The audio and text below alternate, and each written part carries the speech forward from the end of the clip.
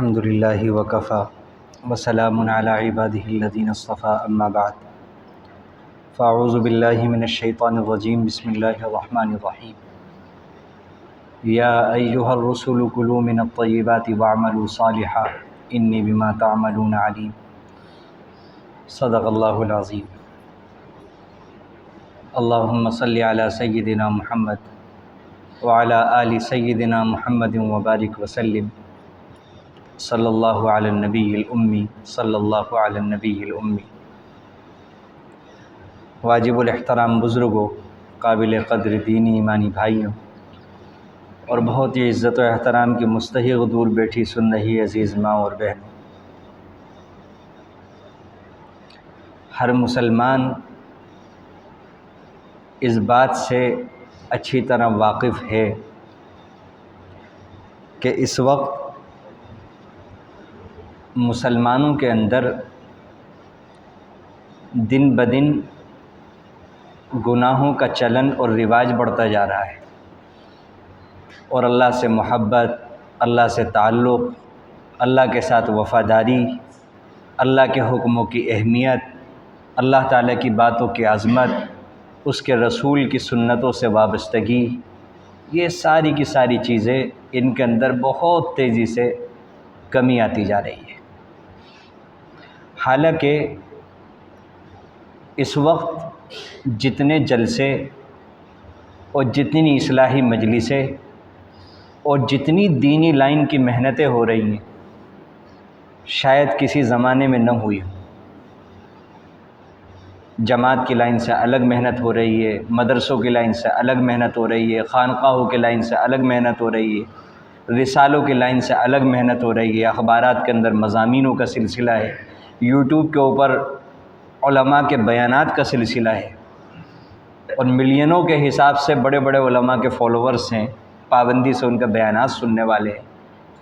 P D F کے اندر سینکڑوں ہزاروں کی تعداد کے اندر کئی لاکھوں روپے کی کتابیں وہ فری کے اندر دستیاب ہیں۔ یہ ساری چیزیں ہیں، یہ سارے کام ہو رہے ہیں،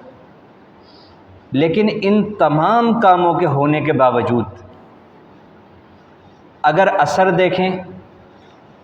اور ان کاموں کا اور ان محنتوں کا نتیجہ دیکھیں تو کچھ کہتے ہوئے ڈر لگتا ہے، اور مجھ جیسے چھوٹے شخص کے لیے یہ بڑی بات کہنا بہت مشکل ہے۔ ہاں اتنا تو سبھی کو نظر آتا ہے کہ مسجدوں کے اندر فجر کی نماز میں کتنے نمازی ہوتے ہیں وہ نماز پڑھنے والے جانتے ہیں، ظہر کے اندر کتنے نمازی ہوتے ہیں، ایک گلی کے اندر کتنے مسلمان ہیں، کتنے ایسے لوگ ہیں کہ جن کے اوپر نماز فرض ہیں لیکن مسجد میں آتے کتنے ہیں، یہ سب کو معلوم۔ یہ کیا بات ہے؟ بعض لوگ یہ کہہ دیتے ہیں اور بعض لوگ دل میں یہ سمجھتے ہیں کہ آج کل کہنے والوں کے اندر خلوص نہیں رہا،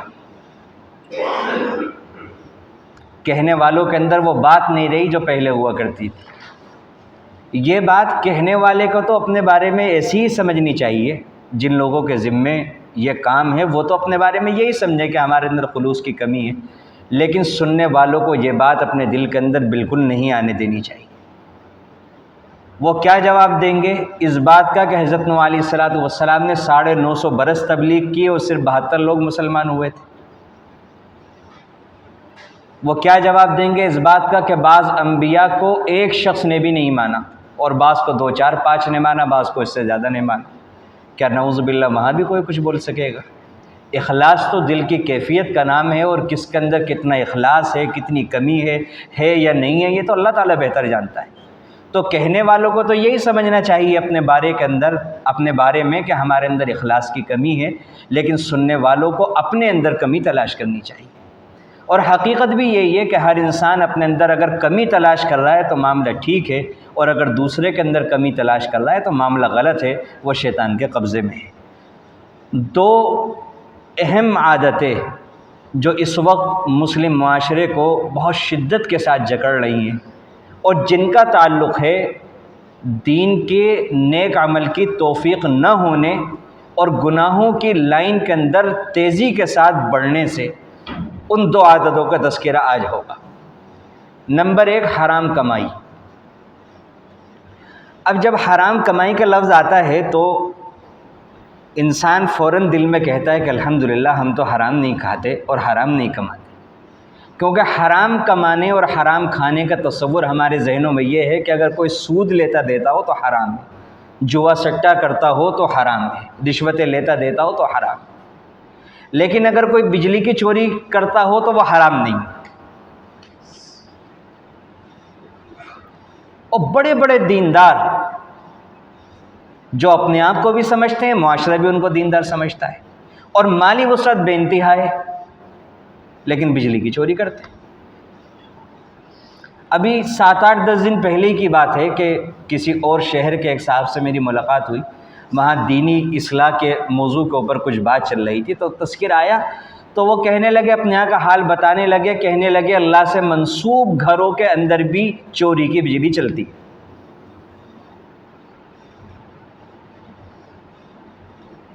وجہ وہی ہے کہ منتظمین تو مسلمان ہیں، اور جب ان کی نظر کے اندر وہ کام حرام نہیں ہے تو کیا اللہ سے منسوب گھر، کیا اپنے سے منسوب گھر؟ کوئی انسان بزنس کر رہا ہے اور وہ سیمپل کے طور پر کچھ اور دکھاتا ہے، لیکن جب وہ آرڈر اس کو سپرد کرنا ہوتا ہے، وہ سامنے والے کو دینا ہوتا ہے تو وہ دیتا کچھ اور ہے۔ یہ انسان نہیں سمجھتا کہ وہ یہ حرام کام کر رہا ہے، اور جتنا پیسہ اس نے فالتو بچایا ہے یہ اس نے حرام کمایا۔ ایک انسان کو جو آرڈر دینا ہے سامنے والی پارٹی کو، اس کی جو مقدار طے ہے اور وہ بڑا آرڈر ہے، اس کے اندر اگر تھوڑی بہت مقدار کی کمی وہ کر لے گا، چوری سے، چپکے سے، دھوکے سے، تو سامنے والے کو پتہ نہیں چلے گا، کیونکہ ادھر اعتماد بہت ہے اور اتنا زیادہ خیال باریکی میں جا کر نہیں رکھا جا سکتا، وہ نہیں سمجھتا کہ وہ حرام کھا رہا ہے۔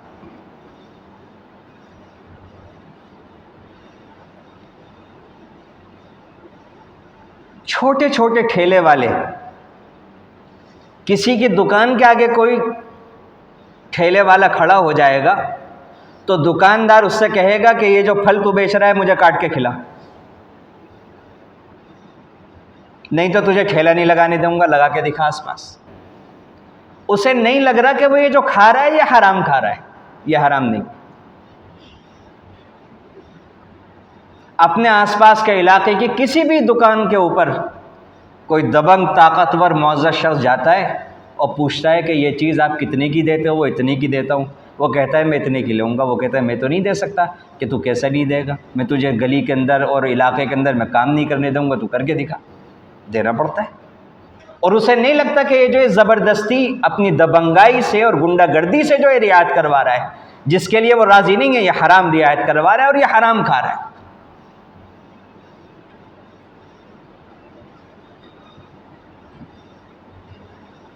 اور ایک حرام تو ایسا ہے کہ اس حرام کے بارے میں تو ڈر لگتا ہے کہ کسی زمانے کے اندر کوئی مسلمان کھڑے ہو کر علماء سے بحث ہی شروع نہ کر دے کہ ہم نے تو سنا ہی نہیں ہے تم کون سی بات کر رہے ہو، اور وہ ہے بہنوں کا وراثت کا حق کھانا۔ یہ تو ایسی چیز ہے کہ اس کے اندر تو اگر کوئی انسان اس کا جائزہ لے ایمانداری سے تو شاید 99% تک نہ چلا جائے۔ اکا دکا اللہ ماشاءاللہ اللہ تعالیٰ کسی کو توفیق دے تو وہ صحیح طریقے پر ادا کر رہا ہے، نہیں تو سرے سے ادا ہی نہیں کرتے، اور اگر ادا کرتے ہیں تو کس طریقے پر ادا کرتے ہیں کہ بھئی یہ دے سکتے ہیں، ہم تو جو دے سکتے ہیں اگر لینا ہے تو یہ لے لو۔ اور بہنوں کو بھی پتہ ہے کہ مگر مچھ کے منہ کے اندر جو یہ شکار پھنسا ہوا ہے، یہ نکالنا میرے اور ہم تمام بہنوں کے بس کی بات ہے نہیں، جو مل رہا ہے وہ غنیمت ہے۔ جتنا حق بنتا ہے اس کا 10واں حصہ کہیں دیا جا رہا ہے، کہیں 20واں حصہ دیا جا رہا ہے، اور کہیں پر یہ کہا جاتا ہے کہ بھئی معاف کر دو حق، نہیں تو رشتہ داری ختم ہے۔ اب بہنیں بیچاری رشتہ داریاں رکھنے میں، اور عجیب بات ہے، مزے کی بات یہ ہے کہ خاندان کے لوگ اگر وہ بہن اس حق کو معاف نہ کرے تو اسے لعن طعن کرتے ہیں کہ تو کیسی بہن ہے کہ دولت کو ترجیح دے رہی ہے اور بھائی کے رشتے کو ٹھکرا رہی ہے۔ کوئی بھائی کو نہیں سمجھاتا کہ تم کس قسم کے بغیرت اور حرام خور ہو کہ تم بہنوں کا حق کھاتے ہو۔ جو اللہ نے تمہیں دیا ہی نہیں، جو تمہارا ہے ہی نہیں، تم وہ دباتے ہو، اس وجہ سے کہ وہاں سے کوئی اس کا حق کا طلب کرنے والے نہیں ہیں، وہاں کوئی اتنی طاقت نہیں رکھتا کہ وہ حق لے سکے۔ اس قسم کی کتنی ساری چیزیں ہیں کہ جن راستوں سے آج مسلمان حرام کھا رہا ہے۔ میں نے عام طور سے جو مشہور حرام کے ذرائع ہیں ان کو نہ بیان کر کے کچھ بطور مثال کے وہ باتیں عرض کی جن کو حرام نہیں سمجھا جاتا۔ انسان ملازمت پر ہے، ملازمت کے وقت کے اندر روزانہ 1 گھنٹہ وہ برباد کر رہا ہے اور کوئی دوسرا کام کر رہا ہے، یا وقت ضائع کر رہا ہے، یا وہ کام نہیں کر رہا ہے، تو پتہ یہ چلے گا کہ اس کی انکم کا 30واں حصہ یا 29واں حصہ وہ مہینے کے اندر حرام کا شامل ہو رہا ہے۔ اور ایک اور بات جو بہت تیزی سے مسلمانوں کے اندر عام ہو رہی ہے کہ ایک مسلمان جس کے اوپر دوسرے شخص کو اعتماد ہے، مسلمان کو، اس کے پاس پیسہ ہے اور دوسرے کے پاس پیسہ نہیں ہے، وہ جاتا ہے اس کو اور اپنی باتوں کے ذریعے سے اس کو شیشے کے اندر اتارتا ہے اور پیسے لیتا ہے، اور پیسے لینے کے بعد ہڑپ لیتا ہے اور کہتا ہے کہ لیے جائے تو لے لو، اور اس کے باوجود اس کی دینداری پہ کوئی فرق نہیں پڑتا۔ حالانکہ انسان کو معلوم ہوتا ہے، ہر انسان کو معلوم ہے کہ اس نے کیا کیا گھوٹالے کر رکھے ہیں اور اس نے کیا کیا الٹے سیدھے کام کر رکھے ہیں۔ یہی وجہ ہے کہ بہت سی جگہ سننے میں اور دیکھنے میں آتا ہے کہ انسان کے اوپر اچانک اس کی صحت کے اوپر کوئی زبردست حملہ ہوا، اور وہ حملہ ہوتے ہی جیسے ہی اس کو افاقہ ہوا، وہ انسان کہتا ہے، جب وہ صاحب معاملہ شخص آتا ہے جس کو اس نے پیسہ دبا رکھا ہے کہ وہ موت زندگی کا کوئی بھروسہ نہیں ہے، میں نے تمہارا پیسہ دبا رکھا ہے، انشاءاللہ میں دوں گا، لیکن صحت ہوتی ہے پھر بھول جاتا ہے، پھر انکار کر دیتا ہے، پھر اپنی ڈگر پر آ جاتا ہے۔ تو جب تک انسان حرام مال کھاتا ہے تو حرام مال کھانے سے انسان کا مزاج ایسا بنتا ہے کہ وہ نیکی نہیں کر سکتا، وہ گناہ ہی گناہ کرے گا، اور نیکی کی بات کتنے خلوص سے کہہ دی جائے، کتنے ہی پرتاثیر انداز میں کہہ دی جائے،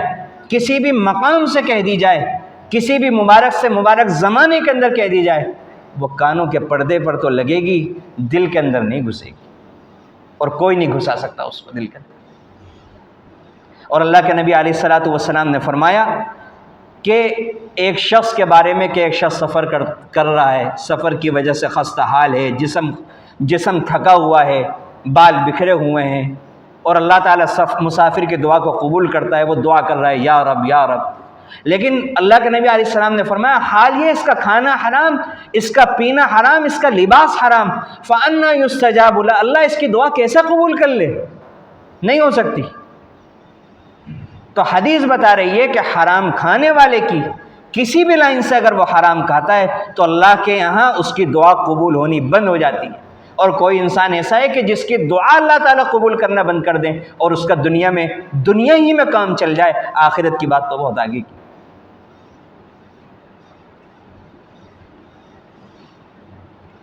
اور اللہ کے نبی علیہ الصلوۃ والسلام نے فرمایا کہ حرام مال سے انسان کے جسم کا جو حصہ بڑھتا ہے اس کے لیے تو جہنمی مناسب ہے، یعنی وہ حصہ تو جہنم میں جائے گا۔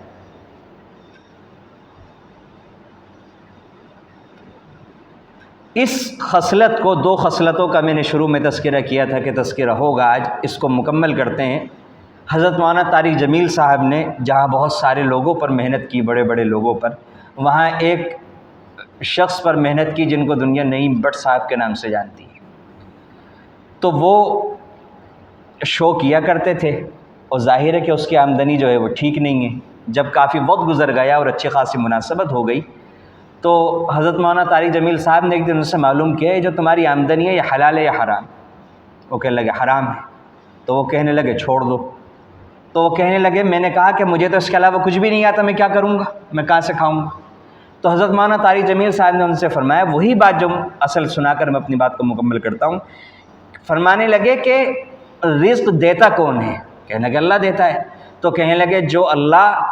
حرام ذریعے کو حرام ہونے کے باوجود حرام ذریعے سے تمہیں دے رہا ہے، وہ اللہ حلال ذریعے سے کمانے کے حکم کے باوجود حلال ذریعے سے نہیں دے گا؟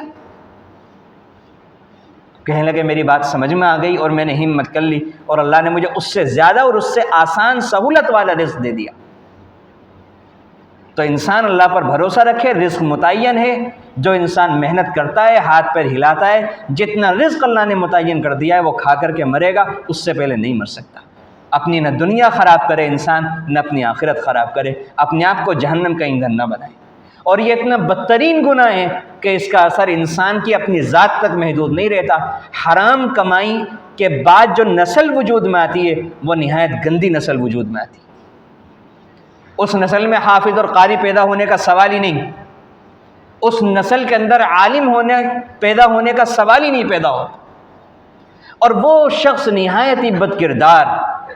اور نہایت ہی گنہگار قسم کا اور بہت ہی عجیب قسم غریب قسم کے کیریکٹر والے شخص ایسے لوگوں کے یہاں پیدا ہوتے ہیں جن کی کمائی حرام کی ہوتی ہے، معاشرے کو معلوم ہو نہ معلوم ہو، لیکن اللہ تعالیٰ کو سب معلوم ہوتا ہے۔ اور دوسری عادت جو ہے کہ جس کی وجہ سے دینی باتیں سب بیکار جا رہی ہیں اور اثر نہیں ہو رہا ہے، وہ ہے بری صحبت۔ کسی زمانے کے اندر، کسی بھی علاقے کے اندر چند لوگ برے ہوا کرتے تھے، چند لوگ شرابی ہوا کرتے تھے، جواری ہوا کرتے تھے، بد کردار ہوا کرتے تھے، معاشرے میں مشہور ہوا کرتے تھے، اور لوگوں میں کہہ دیا جاتا تھا، سب لوگ اپنے گھر کے لوگوں کو کہا کرتے تھے، بچوں کو کہا کرتے تھے کہ بھئی ان کے ساتھ نہ بیٹھنا، یہ اچھے لوگ نہیں ہیں، آسان کام تھا، ہو جائے گا۔ اس زمانے کے اندر ہر انسان کو بری صحبت تنہائی کے اندر مل رہی ہے، موبائل کی شکل میں، انٹرنیٹ کی شکل کے اندر۔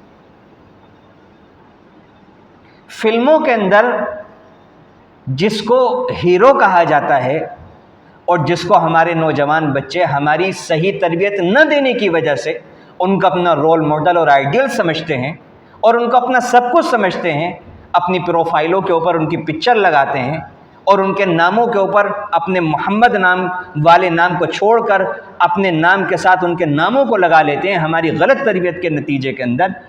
وہ جو بچے فلم دیکھتے ہیں ہمارے پیسے کے انٹرنیٹ سے، اور جس کا گناہ انہیں تو ملتا ہی ہے، ان کے ساتھ ساتھ ہمیں بھی ملتا ہے،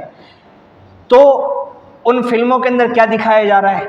ان فلموں کے اندر فراڈ سکھائے جا رہے ہیں، ان فلموں کے اندر بینک کو لوٹنا سکھایا جا رہا ہے، ان فلموں کے اندر چوریاں کرنی سکھائی جا رہی ہیں، ان فلموں کے اندر ڈکیتیاں ڈالنی سکھائی جا رہی ہیں، ان فلموں کے اندر کسی کی بچی کی عزت کو تار کرنے کا طریقہ سکھایا جا رہا ہے، کسی کی بچی کو بیوقوف بنا کر اپنی محبت کے جال کے اندر پھنسانا اور پھر اس کی آبرو ریزی کرنا اور اجتماعی آبرو ریزی کا پلان بنانا، اپنے بھی ہاتھوں اس کی عزت تار تار کرنا اور اپنے دوستوں کے ہاتھوں بھی اس کی عزت تار تار کروانا، یہ فلموں کے ذریعے سے ہماری نئی نسل کو ٹریننگ دی جا رہی ہے۔ اور بدقسمتی کہیے، نادانی کہیے کہ ہماری دینی تعلیمات ہونے کے باوجود مسلمان اپنے بچوں کو خوشی سے تعلیم دے رہا ہے اور اس کی نظر میں کوئی برائی نہیں ہے، اور مسلمان شکایت کر رہا ہے کہ ہمارا بچہ ہمارا کہنا نہیں مانتا۔ کیسے مانے گا کہنا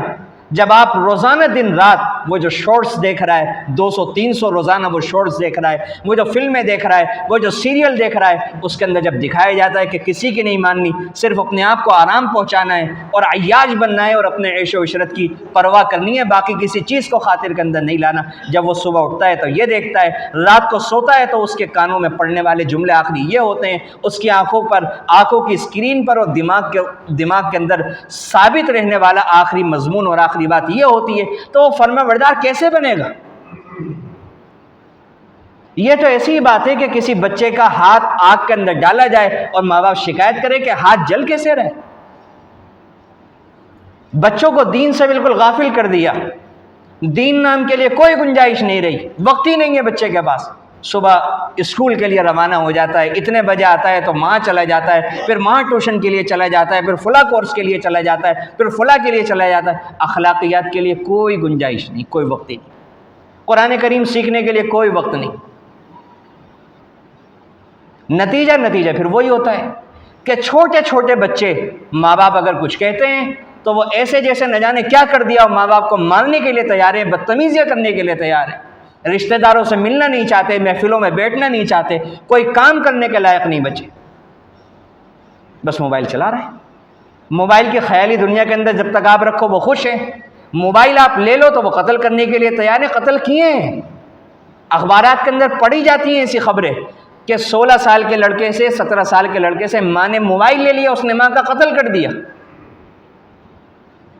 گیم دیکھ دیکھ کر کے قتل کرنے کے واقعات ہیں، سیریل دیکھ دیکھ کر کے قتل کرنے کے واقعات ہیں۔ کتنے گھرانے ایسے ہیں کہ جہاں پر کرائم والے سیریل دیکھ دیکھ کر کے میاں بیوی کے درمیان شکوک و شبہات ہوئے اور دونوں میں سے کسی ایک کا جب شک بڑھا تو اس نے قتل کر دیا۔ اچھے خاصے ہنستے بستے گھرانے وہ اس موبائل کی نحوست سے برباد ہو رہے ہیں۔ چھوٹے چھوٹے بچے 4 5 5 6 سال کے بچے، یہ موٹے موٹے چشمے، آپ نمبر پوچھ کر کے حیران رہ جائیں گے کیوں ہو رہی ہیں ان کی آنکھیں خراب؟ موبائل کے ذریعے سے ہو رہی ہیں، ٹی وی کے ذریعے سے خراب ہو رہی ہیں۔ چڑچڑاپن، اسکولوں کے اندر بچے راتوں کو جاگتے ہیں، 12 1 بجے تک جاگتے ہیں، موبائل کا استعمال کر رہے ہیں، ماں باپ بھی کر رہے ہیں، بچے بھی کر رہے ہیں۔ ماں باپ کو بچوں کی خبر نہیں، بچوں کو ماں باپ کی خبر نہیں، کوئی تعلق نہیں رہا ماں باپ کو بچوں سے، بچوں کو ماں باپ سے، ایک ضابطے کا تعلق رہ گیا۔ بچے اسکول کے اندر جاتے ہیں سوتے ہیں، مدرسوں کے اندر جاتے ہیں سوتے ہیں، زندگیاں برباد ہو رہی ہیں لیکن ہمیں نہیں معلوم۔ دکانداروں کا حال دیکھ لیجئے، دکاندار کے پاس آپ جائیں، بات کریں نوجوان دکانداروں سے، وہ موبائل کے اندر لگا ہوا ہے، کسٹمر رکتا ہے رکے، نہیں رکتا نہیں رکے، دکانداری خراب ہوتی ہے ہو، اچھی ہوتی ہے ہو، انہیں کچھ نہیں پتہ موبائل کا ایسا نشہ ہے۔ چھوٹے چھوٹے بچوں کو، 9 سال کے بچوں کو، 8 سال کے بچوں کو، میں واقعات کی روشنی میں کہہ رہا ہوں، براہ راست تجربے کی روشنی میں کہہ رہا ہوں، 5 6 سال کے بچوں کو وہ باتیں آج معلوم ہیں جو 16 17 سال کے بچوں کو نہیں معلوم ہوا کرتی اس موبائل کے ذریعے سے۔ اور یہ ہو نہیں رہا ہے، یہ ہم کر رہے ہیں، سننے کے باوجود پھر کر رہے ہیں۔ اور ماں باپ اولاد کو کس منہ سے روکیں گے؟ وہ تو خود ان خرافاتوں کے اندر مبتلا ہیں۔ ذرا یوٹیوب کے اندر جا کر کے ایک آپشن ہوتا ہے، وہاں پر انسان روزانہ کتنا موبائل استعمال کر رہا ہے، یوٹیوب کے اوپر کتنا وقت وہ روزانہ لگا رہا ہے، وہ آتا ہے، انسان جا کر کے تجربہ تو کر کے دیکھے۔ رشتہ دار پوچھتے ہیں کہ آج کل آپ آتے نہیں، ٹائم نہیں ہے، فلاں کام نہیں ہوتا، ٹائم نہیں ہے، گھر میں بیٹھنے کے لیے ٹائم نہیں ہے، گھر کے لوگوں سے بات کرنے کے لیے ٹائم نہیں ہے، قرآن پڑھنے کے لیے ٹائم نہیں ہے، نماز کے لیے ٹائم نہیں ہے، دینی تعلیم حاصل کرنے کے لیے ٹائم نہیں ہے۔ اور یوٹیوب کے اوپر ایک ایک شخص 3 گھنٹے برباد کر رہا ہے، 4 گھنٹے برباد کر رہا ہے۔ آپ صبح کے وقت، فجر کے وقت نکل کر کے دیکھیں، صبح فجر کے وقت نوجوان لڑکے گلیوں کے اندر بیٹھے ہوئے نظر آ جائیں گے اور وہ فلمیں دیکھ رہے ہیں۔ سگریٹ ہے صبح کے وقت کے اندر، نہار میں وہ سگریٹیں پی رہے ہیں، کیا کھلواڑ کر رہے ہیں اپنی صحتوں کے ساتھ۔ ماں باپ کو پرواہ ہی نہیں ہے، ماں باپ کو فکر ہی نہیں۔ اور اس کے نتیجے میں مسلمانوں کے اندر بھی اتنا کرائم بڑھتا جا رہا ہے، اور مسلمان جو پورے معاشرے کے لیے رحمت ہوا کرتے تھے، آج وہ بھی معاشرے کے لیے دوسری قوموں کی طرح زحمت بنتے جا رہے ہیں۔ یہ جو 4 5 5 سال کی بچیوں کے ساتھ، 8 9 سال کی بچیوں کے ساتھ جو درندگیاں ہو رہی ہیں، یہ درندگیاں کیوں ہو رہی ہیں؟ اس کے پیچھے یہ خراب صحبت ہے۔ ہر ماں باپ اپنے بچے سے یا تو نہایت بدظن ہے یا اتنا خوش گمان ہے کہ وہ اپنے بچے کو جنید بغدادی اور خواجہ معین الدین چشتی رحمہ اللہ کے برابر سمجھتا ہے، یا تو بدگمان کہ وہ گھر سے قدم ہی نہیں اترنے دے گا، کسی سے بات ہی نہیں کرنے دیں گے ماں باپ، یا اتنے خوش گمان ہیں کہ بچے کیا کر رہے ہیں کچھ نہیں معلوم۔ چھوٹی چھوٹی عمر کے بچے وہ فحش فلمیں دیکھ رہے ہیں، اور ان فحش فلموں کے دیکھنے کے نتیجے میں ان کی جوانیاں برباد ہو رہی ہیں، وہ تنہائی کے اندر اپنی انرجیاں برباد کر رہے ہیں، اپنی جوانیاں ضائع کر رہے ہیں، اور اسی کھسلاہٹ کا اور اسی کشمکش کا نتیجہ وہ ان کرائموں کی شکل میں ظاہر ہوتا ہے۔ جو ان کرائم کرنے والوں کا جب نام آتا ہے اور نام میں محمد لگا ہوا ہوتا ہے تو سر شرم سے جھک جاتا ہے۔ ایک تو اس جرم کا احساس وہ الگ، اور جب نام محمد والا ہوتا ہے تو اس کا احساس اتنا شدید ہو جاتا ہے کہ بس لفظوں میں بیان نہیں کیا جا سکتا۔ تو اس لیے اگر ہم چاہتے ہیں کہ ہماری زندگی ان اندھیروں سے باہر آئے، اگر ہمارا یہ یقین ہے کہ قبر میں ہمارے اعمال کے حساب سے، قبر سے ہی حساب کتاب کا ایک مرحلہ شروع ہو جائے گا، برزخ کی زندگی شروع ہو جائے گی، اگر ہمارا یقین ہے کہ اللہ کو ہمیں جواب دینا ہے اپنے اعمال کا، اگر ہمارا یقین ہے کہ گناہ کرنے والوں کو ان کا پیدا کرنے والا دیکھتا ہے اور اسے ایک دن جواب دینا ہے، تو پھر ہمیں زندگی سے نکلنا ہوگا، اس موبائل کے غلط استعمال کو ہمیں چھوڑنا ہوگا، اور اپنے بچوں کو ہمیں یہ اس پر لانا ہوگا کہ بچے موبائل کا جو بھی استعمال کریں وہ سامنے ہونے چاہیے، موبائل کے اوپر بچوں کے پاسورڈ نہ ہو۔ کیا مطلب ہے؟ کس سے بچے بات کر رہے ہیں ہمیں معلوم ہونا چاہیے۔ عجیب بات ہے کہ ہر انسان یہ چاہتا ہے میری بچی سے کسی کا ناجائز تعلق نہ ہو، اور بچے کا پتہ چل رہا ہے تو وہ کہتا ہے کوئی پریشانی نہیں۔ اپنی عزت پیاری، اپنی بچی بچی، دوسرے کی عزت کی کوئی پرواہ نہیں، دوسرے کی بچی بچی نہیں۔ کتنے ماں باپ کو معلوم ہے کہ ان کے بچے وہ کتنی عزتیں خراب کر رہے ہیں اور کتنے گھرانے وہ برباد کر چکے ہیں، لیکن اس کے باوجود ماں باپ نہ اپنا دینی فریضہ سمجھ رہے ہیں نہ اخلاقی فریضہ سمجھ رہے ہیں، اپنی آنکھ کو بند کیے ہوئے ہیں۔ مجھے اس بات کا بہت شدید گمان ہے کہ قرآن کریم میں جو نقل کیا گیا ہے بہت سارے لوگوں کے بارے میں، اصل تو واحد کافروں کے بارے میں، کہ قیامت کے دن جنہوں نے انہیں ان راہوں پر ڈالا تھا وہ اللہ سے درخواست کریں گے ربنا آتیہم ضعفین من العذاب، اللہ ان کو ڈبل عذاب دیجیے۔ تو مجھے لگتا ہے وہ جو قرآن کریم نے نقل کیا وقالوا ربنا انا اطعنا سادتنا وکبرانا، اے ہمارے پروردگار ہم نے اپنے بڑوں کی بات مانی، اپنے بڑوں کے نقش قدم پہ چلے، انہوں نے جس نقش قدم پہ ڈالا ہم اسی پہ چلے، انہوں نے نہیں روکا ہم نہیں رکے۔ تو مجھے شدید گمان ہے اور شدید خطرہ محسوس ہوتا ہے، حقیقت اللہ بہتر جانتا ہے، کہ شاید ہماری اولادیں جن کی ہم نہیں تربیت کر رہا ہے، ایک بار بھی ہم نہیں بات کر رہا ہے، ایک بار بھی ہم نہیں سمجھا رہا ہے، نہیں تربیت دے رہا ہے، نہیں روک ٹوک کر رہا ہے، وہ قیامت کے دن اللہ کے دربار میں کھڑے ہو کر کے ہمارے لیے یہ نہ کہیں ربنا آتیہم ضعفین من العذاب ولعنہم لعنا کبیرا۔ بہت ڈرنے کی ضرورت ہے، بہت تربیت کی ذمہ داری اس وقت پہلے کے مقابلے میں ہر آنے والے دن میں کئی سو گنا ماں باپ کی بڑھتی جا رہی ہے۔ پتہ ہی نہیں ہے کیا ہو رہا ہے، بچے ہیں اچھے خاصے بیٹھے ہوئے ہیں، اچانک پتہ چلتا ہے کہ یہ تو نہ جانے کیا مسئلہ ہو گیا، پولیس اسٹیشن سے فون آ رہے ہیں کہ یہ کرائم ہو گیا، بچیوں کا پتہ چل رہا ہے کہ فلاں کے ساتھ تعلق تھا وہ غائب ہو گئی، لڑکے کا پتہ چل رہا ہے وہ کسی کی لڑکی کو لے کر کے روانہ ہو گیا۔ یہ مسلمانوں کے معاشرے کا یہ حال ہوتا جا رہا ہے۔ تو اس لیے اگر ہمیں اپنی زندگی کو بدلنا ہے، کل ہی میرے ذہن کے اندر یہ بات آئی کہ اس کو ہم اس طرح تصور کر لیں، اگر کسی کے دل میں شرم ہوگی اور ایمان باقی ہوگا تو یہ مضمون بہت اچھے طریقے سے جھنجھوڑ دے گا۔ کل ہی میرے ذہن کے اندر بات آئی کہ قیامت کے دن وہ لوگ کہ جن کے ماں باپ نے ان کو صحیح تربیت دی، نمازوں کی تربیت دی، اخلاقیات کی تربیت دی، منکرات سے بچنے کی تربیت دی، اور وہ خواتین کے جن کو ان کی ماؤں نے پردہ کرنا سکھایا، نامحرموں سے بات نہ کرنا سکھایا، ان سے اپنے آپ کو بچانا سکھایا، لیکن انہوں نے اپنی اولاد کو جو تربیت دی وہ یہ نہیں دی، اس کے خلاف دی۔ اللہ تعالیٰ کی بات تو بہت آگے کی ہے، اللہ کا تو ہم تصور بھی نہیں کر پاتے صحیح معنوں میں، اور کر بھی نہیں سکتے۔ میں تو اس سے بھی پریشان ہو جاتا ہوں تصور کر کے کہ وہ اپنے ماں باپ کو کس طرح جواب دیں گے، اپنے آباء و اجداد کو کس طرح جواب دیں گے؟ کیا ان کے سامنے شرمندہ نہیں ہو جائیں گے کہ انہوں نے کیا انہیں تربیت دی تھی، انہوں نے آگے کیا تربیت دی؟ اور وہ امانت جو چلی آ رہی تھی جناب محمد الرسول اللہ صلی اللہ علیہ وسلم کے زمانے سے، جو سینہ بہ سینہ منتقل ہوتی چلی آئی تھی، اور ہمارے بڑوں نے پوری ایمانداری کے ساتھ اور پورے درد کے ساتھ، پورے سوز کے ساتھ ہمیں وہ امانتیں دی تھیں، لیکن آج ہم نے ان امانتوں کو ضائع کر دیا، اور کیا چھوڑا اور کیا لے لیا؟ پانی کو چھوڑ کر کے پیشاب لے لیا، سونے کو چھوڑ کر کے مٹی کا ڈھیلا لے لیا، پاکی کو چھوڑ کر کے ناپاکی کو اختیار کر لیا۔ اگر یہی تصور انسان کر لے تو یہی جھنجھوڑنے کے لیے کافی ہے، باقی اللہ تعالیٰ کے سامنے وہ کیا جواب دے گا، جناب محمد الرسول اللہ صلی اللہ علیہ وسلم کو کیا جواب دے گا، عورتیں امہات المؤمنین کو کیا جواب دیں گی، حضرت فاطمہ رضی اللہ عنہا کو کیا جواب دیں گی؟ ملاقات تو ہونی ہے نا۔ ہر انسان کو اپنے اندر تبدیلی لانے کی ضرورت ہے۔ اللہ رب العزت سے دعا ہے کہ اللہ تعالی ہم سب کو اپنے اندر صالح تبدیلی لانے کی آسانی کے ساتھ توفیق عطا فرمائے، اور اللہ تعالی گناہوں سے بچنے کی احتیاط کرنے کی توفیق عطا فرمائے، بچوں کی صحیح تربیت کرنے کی توفیق عطا فرمائے، اور اللہ تعالی حرام آمدنی سے بچنے کی توفیق عطا فرمائے، اور اللہ تعالی ہم سب پر حلال کے دروازوں کو آسانی کے ساتھ کشادہ فرمائے۔ آمین۔ وآخر دعوانا الحمدللہ۔